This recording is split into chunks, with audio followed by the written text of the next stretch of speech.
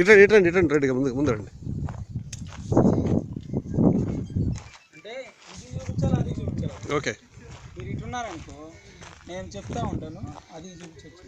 Live ఉన్నప్పుడు చెప్తాను. Okay, నేను మీకు వివరించబోయే అంశం ఏంటంటే కొండవీడు.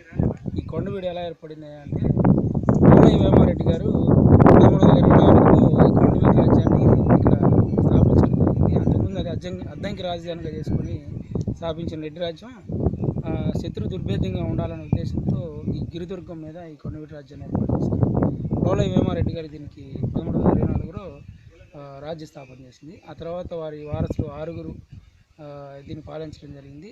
ఆ తర్వాత గజపతులు, తర్వాత శ్రీకృష్ణదేవరాయల వారు, ఆ తర్వాత సుల్తాన్, ఇలా అందరూ పాలిస్తూ ఉన్న ఒక గొప్ప మన ఆంధ్రాలో ఉన్నటువంటి చారిత్రాత్మక ప్రదేశం. ఇది యోగ వేమన మండపాన్ని తీర్పుల మండపం అని కూడా అంటారు.